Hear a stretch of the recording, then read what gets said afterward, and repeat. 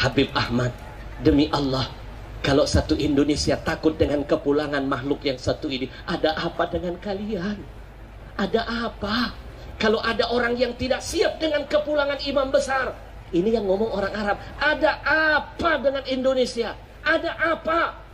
Kalau pulangnya satu orang ini membuat Indonesia jadi getar, membuat semuanya jadi ketakutan, ada apa?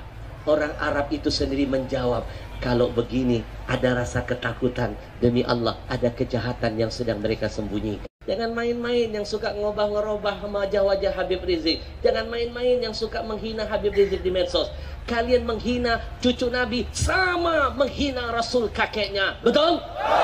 Kalau dihubungkan berlaku hadis sebaliknya. Siapa yang berbuat kejahatan dengan anak cucuku, lalu anak cucuku tidak sempat membalas semua kejahatannya di dunia, maka dengarkan aku kakeknya akan membalas semua kejahatannya nanti pada hari kiamat. Kalau sudah Nabi yang marah begitu, kita mau cari pertolongan dari siapa?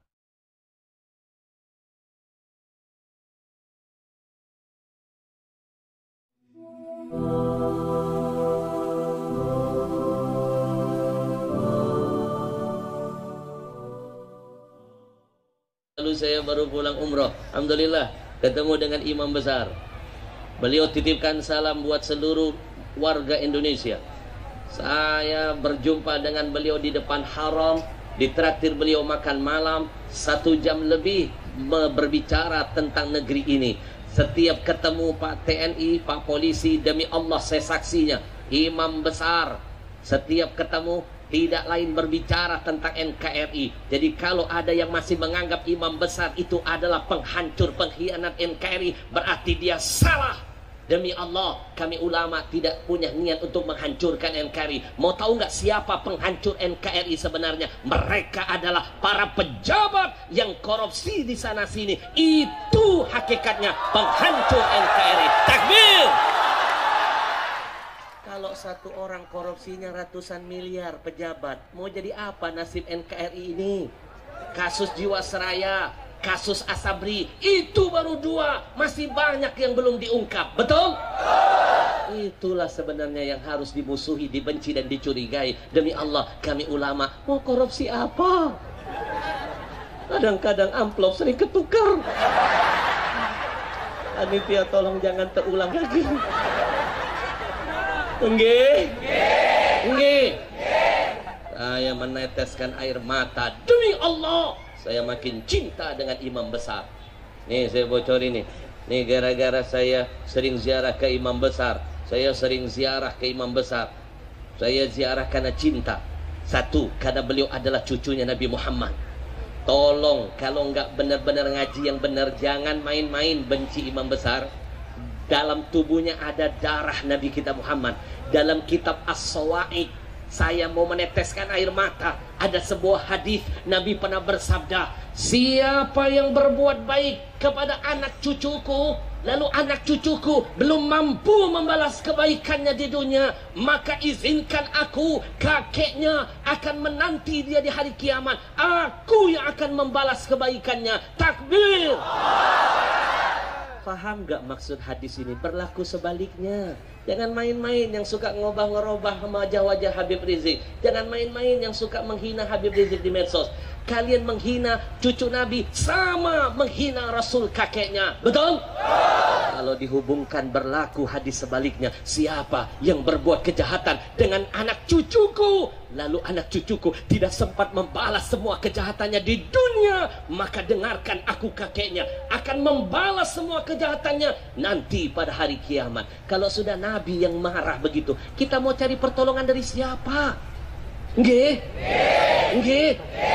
Lalu hadis yang selanjutnya di bawahnya saya baca dalam kitab itu, Nabi yang menjamin arba'atun,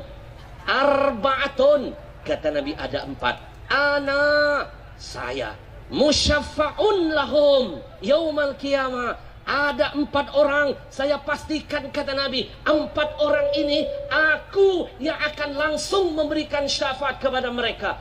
Ternyata 4 orang itu ranking pertama adalah al-mukrim li dzurriyyati. Kata Nabi, orang yang pandai memuliakan keturunanku.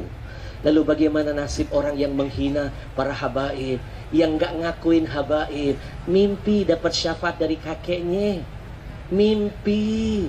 Maka kita doakan mereka-mereka yang belum dapat hidayah, dengan mudah mempermainkan foto imam besar. Siapa mereka? Siapa imam besar? Demi Allah, saya duduk dengan beliau menangis ketika ada orang Arab datang berziarah kepada beliau, orang yang punya pengaruh di sana. Orang Mekah ini berkata, Habib Ahmad, bodoh kalian Indonesia mengorbankan orang hebat seperti ini, bodoh. Kami senang dengan datangnya orang begini. Bukan cuma ahli ibadah, alim orangnya, tawadu orangnya, cucu Rasul lagi. Kami bangga bertambah cucu Nabi di negeri kami. Dulu pernah terjadi pembantaian, cucu Nabi diusir dari negeri ini. Sekarang mereka satu persatu pulang. Kami bangga. Habib Ahmad, demi Allah, kalau satu Indonesia takut dengan kepulangan makhluk yang satu ini, ada apa dengan kalian? Ada apa?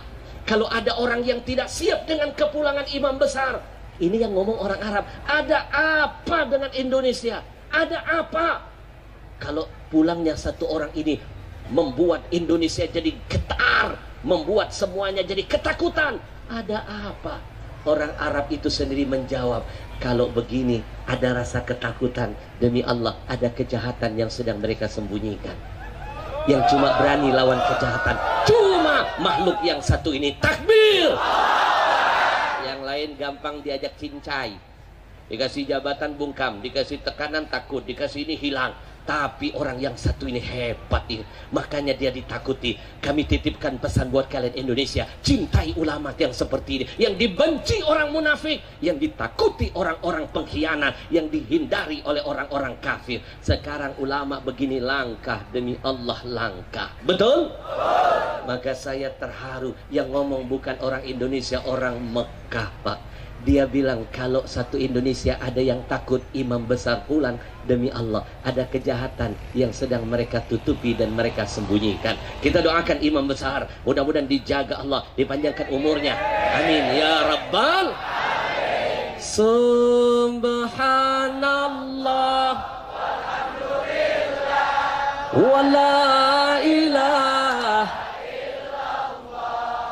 Subhanallah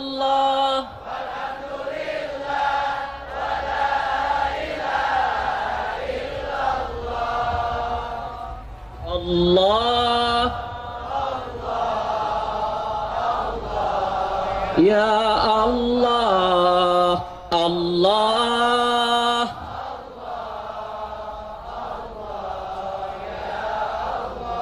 Bapak Ibu, saya ada pesan tadi dari panitia, guru kita Buya Qurtubi, pimpinan FPI Banten. Beliau titip pesan, maka bersyukur kalau ada yang ngingetin begini. Kalau iman tapi nggak ada amal, nggak sempurna. Innalladzina amanu wa amilus solihat. Kalau cuma iman tapi nggak ada amal, maka imannya tidak akan indah di sisi Allah. Biar makin berkah, kita gelar sorban, kita sisihkan.